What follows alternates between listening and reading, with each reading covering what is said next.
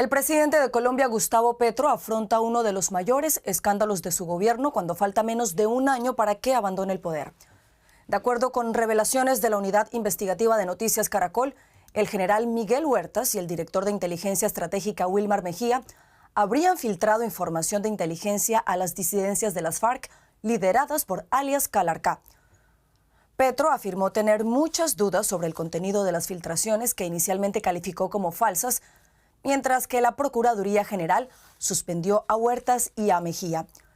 La información revelada por Noticias Caracol se obtuvo luego del análisis de dispositivos electrónicos incautados a alias Calarcá tras ser detenido en flagrancia en un retén de las autoridades colombianas en julio de 2024, aunque liberado por orden de la Fiscalía bajo el argumento de que se trataba de un gestor de paz.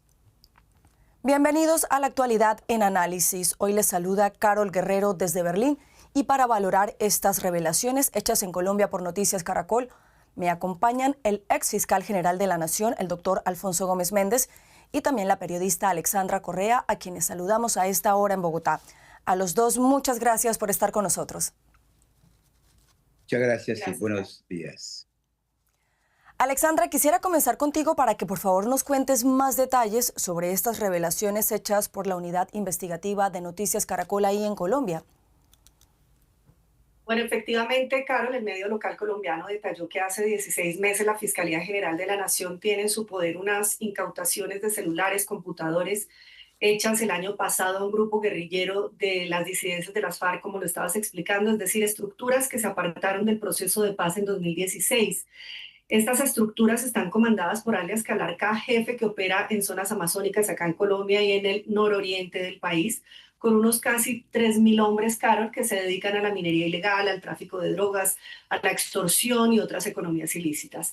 En lo incautado, en julio de 2024, habría información digital que revela supuestos nexos de dos oficiales cercanos a Gustavo Petro, hoy ya suspendidos del cargo por la Procuraduría eh, por la Procuraduría General de la Nación, con líderes guerrilleros de esta estructura en donde hablan de asociarse para constituir empresas de seguridad, de operaciones militares y también unas revelaciones de cómo supuestamente evadir puestos de control militar, entre otros asuntos de orden de inteligencia reservados, Carol, para supuestamente favorecer los movimientos guerrilleros en pleno diálogo de paz entre este grupo denominado Estado Mayor de Bloques y Frente.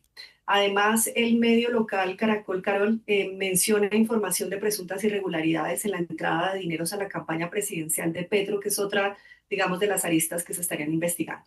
Unas revelaciones que están siendo analizadas efectivamente por presión mediática, política y ciudadana. Además, Petro exigió investigar la veracidad de estas pruebas, Carol, porque cree que son manipulación y que no son verdaderas. Doctor Gómez Méndez, uno de los numerosos interrogantes que dejan estas revelaciones es en torno al papel de la Fiscalía General de Colombia, órgano que usted encabezó entre 1997 y 2001. ¿Cómo se puede explicar que si estos dispositivos electrónicos estaban en la Fiscalía, como dice Alexandra, desde hace más o menos unos 16 meses, no se inició en su momento una investigación al respecto? Bueno, me parece que es necesario para comprensión de quienes nos ven y nos escuchan, ubicar esto dentro de un contexto. Durante el proceso de paz relativamente exitoso que adelantó el presidente Juan Manuel Santos con las FARC, se llegó a unos acuerdos. Ya pronto se van a cumplir 10 años o más de ese proceso de paz. En ese proceso de paz, en esos acuerdos, que fueron incorporados, por cierto, a la Constitución, se dijo que quienes no se acogieran a ese proceso no podrían ser tratados en el futuro como delincuentes políticos, que esa era la oportunidad. Ese es el primer punto, el punto de partida. ¿Y qué es lo que hemos visto? Que durante el gobierno actual, el presidente Petro, a pesar de esa prohibición, adelantó supuestas conversaciones con estas llamadas disidencias de las FARC, que en el fondo hoy no son contestatarios políticos, son simplemente criminales dedicados al tráfico de drogas, a la minería ilegal, pero que ya han perdido cualquier connotación política que hubieran podido tener en el pasado. En ese marco, hace un año, como lo relata Alexandra, hubo un operativo de la policía que capturó en Antioquia, en un departamento de Colombia, capturó a varios guerrilleros, entre estos Calarcá, que por cierto se estaban desplazando en carros blindados prestados por la Unidad Nacional de Protección. La Unidad Nacional de Protección es una entidad que depende del Ministerio del Interior y del gobierno, dedicada a proteger a las víctimas. Y esas camionetas blindadas estaban al servicio de estos guerrilleros que fueron capturados con armas, con dinero en efectivo, inclusive con menores de edad. Y dentro de ese operativo, entonces, la policía los captura. Y ahí es donde viene la intervención de la Fiscalía, que aparentemente, cumpliendo una disposición, a mi juicio, absurda, que le permite al presidente declarar como gestor de paz a guerrilleros con el argumento de que van a facilitar conversaciones con base en unas supuestas suspensiones de orden de captura. Se ordenó la libertad de estas personas. A mi juicio, eso no se ha debido hacer. Y dentro de eso, toda esa información se le traslada a la Fiscalía de Antioquia, del lugar donde la Fiscalía en Colombia pues tiene secciones en los distintos departamentos. Aparentemente también la Fiscalía de Antioquia no le reportó a la Fiscalía General, cosa que es muy difícil de entender, y por eso estos hechos, conocidos por la policía, conocidos por la DIJÍN, conocidos por la Fiscalía General de la Nación, pues permanecieron engavetados. Hechos, como ya se ha relatado en el informe, de una inusitada gravedad. Yo creo que habiéndose dado tantos escándalos en este gobierno, me parece que este es como el más grave, porque compromete a oficiales del ejército. Por eso, un oficial del ejército que había sido retirado ya de las Fuerzas Armadas, y el presidente Petro lo reintegró. Y vuelvo y repito, utilizo la expresión aparentemente, porque esto hay elementos, pero no ha sido objeto de una decisión judicial definitiva, que involucrarían a este general comprometido con alias Calarcá, el supuesto dirigente de las disidencias de las FARC, dándole información sobre los operativos. Parecería que el gobierno estaría, cosa que no debe hacer, estaría facilitando la acción de un grupo, el de alias Calarcá, y combatiendo a otro, el llamado Clan del Golfo. De manera que, para responder a la pregunta, a mi juicio, es inexplicable, pero no solamente en el caso de la Fiscalía, en el caso de la policía, en el caso del ministro de Defensa de la época, que hoy es embajador en el Vaticano, porque el ministro de Defensa de la época, el señor Iván Velázquez, conoció esto, conoció lo que pasó, y a pesar de la conexión que él tiene con la Fiscalía de Colombia, pues no denunció tampoco oportunamente sus hechos.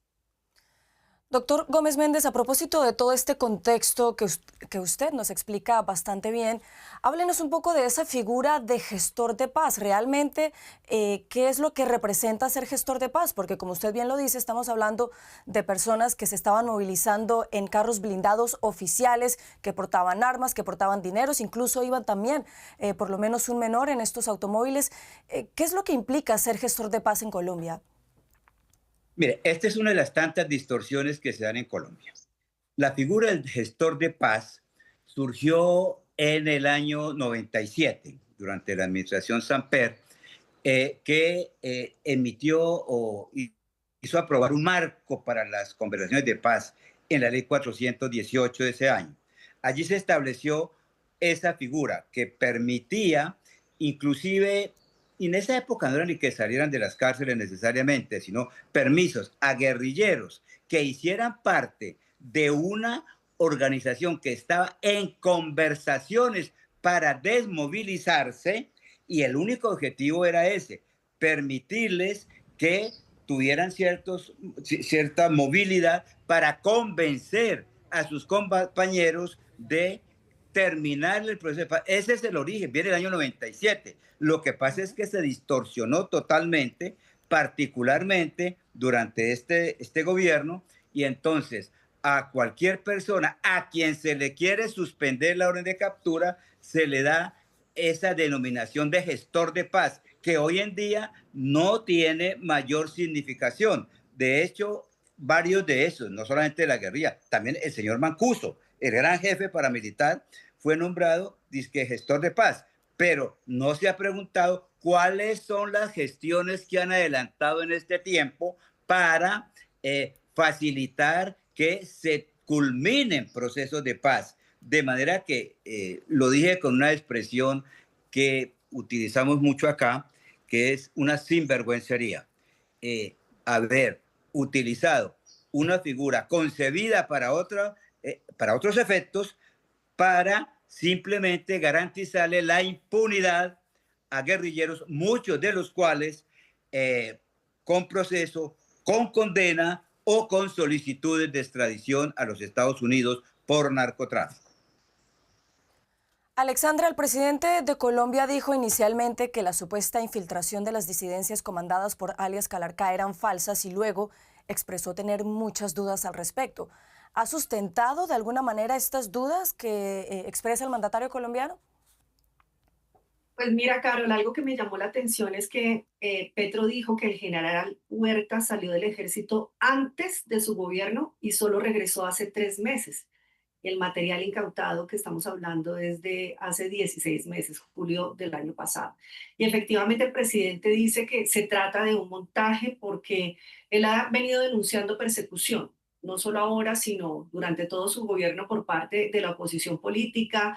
Ha dicho que los medios lo persiguen, no todos, pero algunos, que según él lo quieren sacar de la presidencia y que su partido Pacto Histórico pierda las elecciones legislativas y presidenciales de marzo y mayo del próximo año. Carol, asimismo, Petro acusó a la Agencia Central de Inteligencia de Estados Unidos, CIA, de estar detrás de estos reportes que vinculan supuestamente a estos dos altos funcionarios gubernamentales con las disidencias de la extinta guerrilla FARC. Por eso, Petro pidió un análisis forense de las pruebas reveladas por Caracol y le pidió explicaciones a la Fiscalía por la demora durante 16 meses con esta información en sus manos sin que se hubiera hecho mayor cosa. Asimismo, denunció que esas empresas de seguridad afines a criminales de las que habla la investigación periodística fueron denunciadas por él mismo durante el gobierno de Iván Duque. Caro.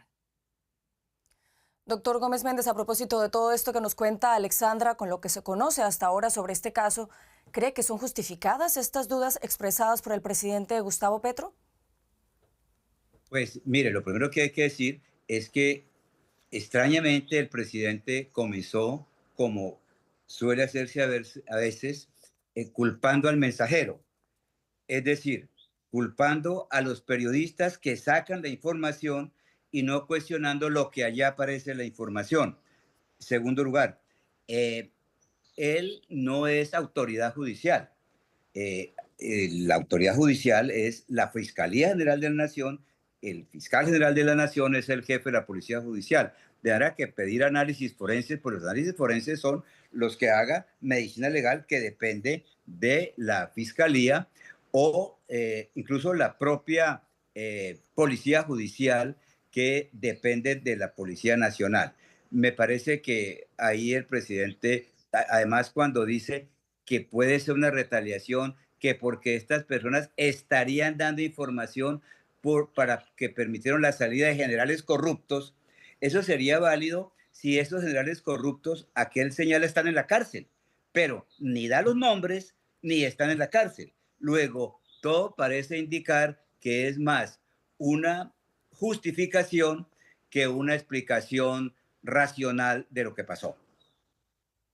Doctor Gómez Méndez, Alexandra también nos contaba que la Procuraduría anunció la suspensión del general Miguel Huertas y del director de inteligencia estratégica Wilmar Mejía.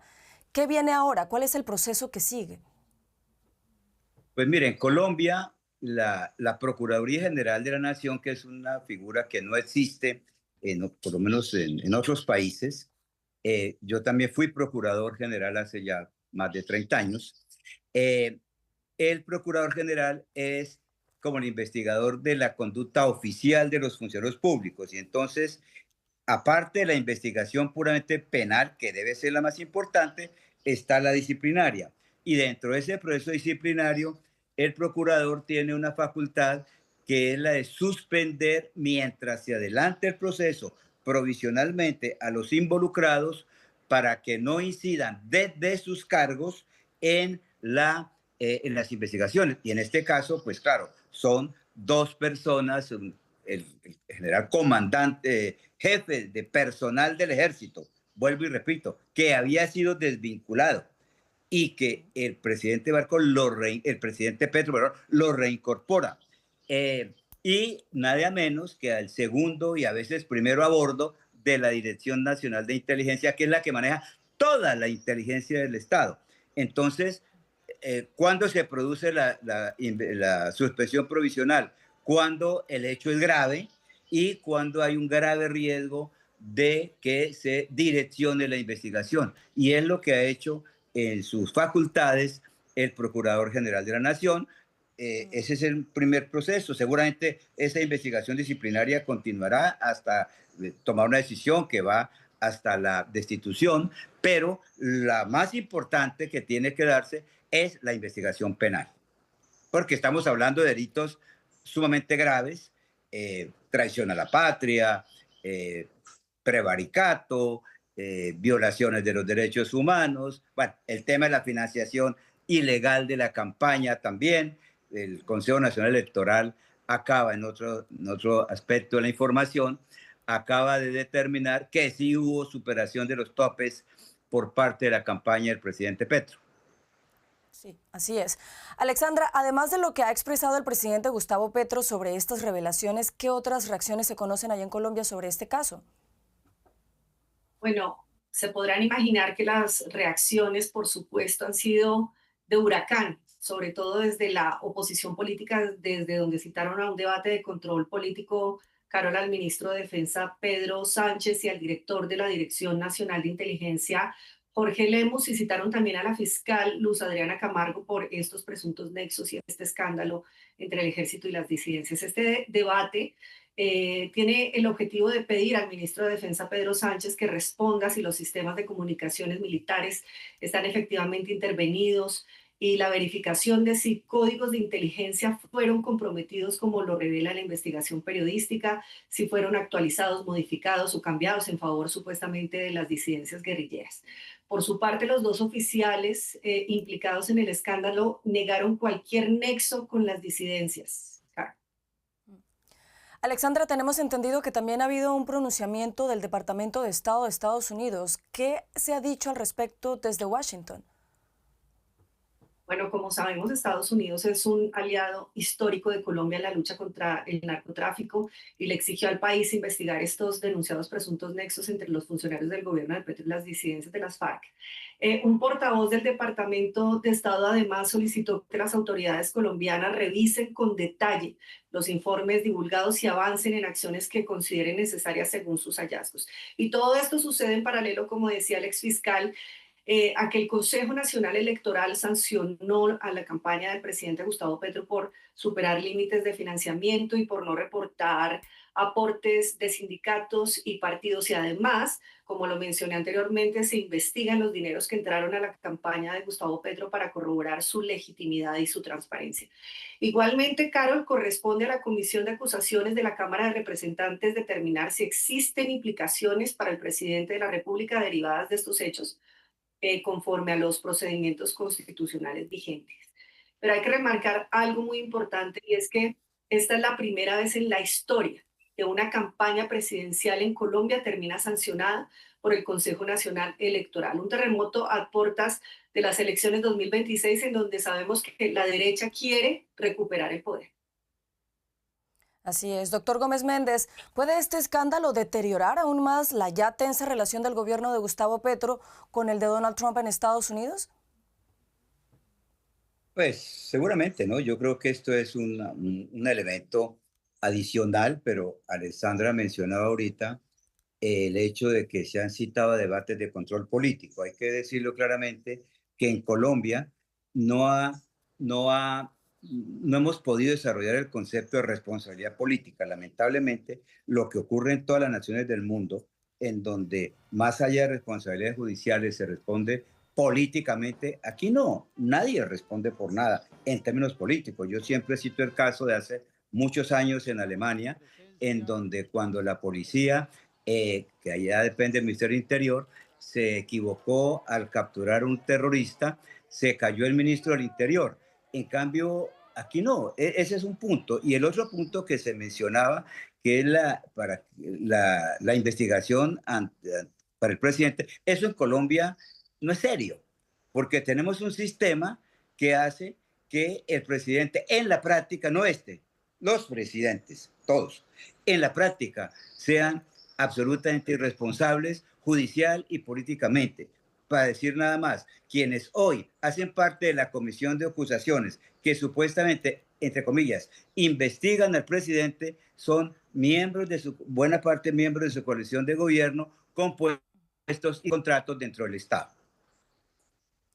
Doctor Gómez Méndez, Alexandra nos recuerda un punto muy importante y es que en Colombia comienza a despegar la campaña de cara a las elecciones al Congreso el 8 de marzo y luego también las presidenciales el 31 de mayo. ¿Cree que este escándalo que salpica ahora al gobierno de Petro le puede pasar factura a su partido de cara a esos comicios el próximo año? Es posible, aun cuando mire, lamentablemente en Colombia un escándalo tapa otro, como decimos acá. Muchas de las cosas que han pasado en este gobierno, por ejemplo, acaban de imputar, es decir, penalmente a dos de los principales alfiles del presidente por corrupción, pero corrupción derivada de comprarse al Congreso, con puestos y contratos. Eso en cualquier otra parte, pues tumbaría a un presidente, nada más en el caso de Fujimori cuando lo de Montesinos, pero por eso yo soy un poco escéptico porque hay tantos escándalos que como que no profundizamos, nos quedamos en lo superficial, no avanzamos mucho y ojalá no pase así en este caso.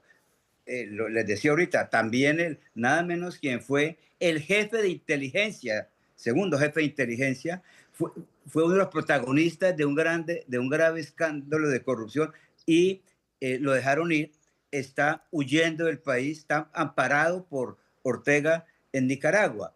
Entonces, cualquiera de esos escándalos en cualquier otro país de nuestra región, pues en general, hubiera causado pues consecuencias políticas. Aquí el problema es que, y no hablo solamente ahora, hago es un análisis macro. En nuestro país, los escándalos no van más allá de eso, escándalos, pero sin consecuencias. Pero es posible que este hecho adicional a los que ya vienen puedan tener alguna incidencia electoral a cuando, como lo decía Alessandro en el informe, pues muy probablemente los aliados del presidente Petro van a decir que esto es una persecución política. El presidente llegó incluso a sugerir que los chats eran falsos, que alguien seguramente se los había inventado y hasta llegó a decir también que el periodista que dirigió esto, Ricardo Calderón, que había sido engañado por la CIA. Y seguramente habrá gente que crea eso. Pues estaremos muy atentos a esa investigación. Doctor Alfonso Gómez Méndez, Alexandra Correa en Bogotá, a los dos muchas gracias por habernos acompañado en este análisis.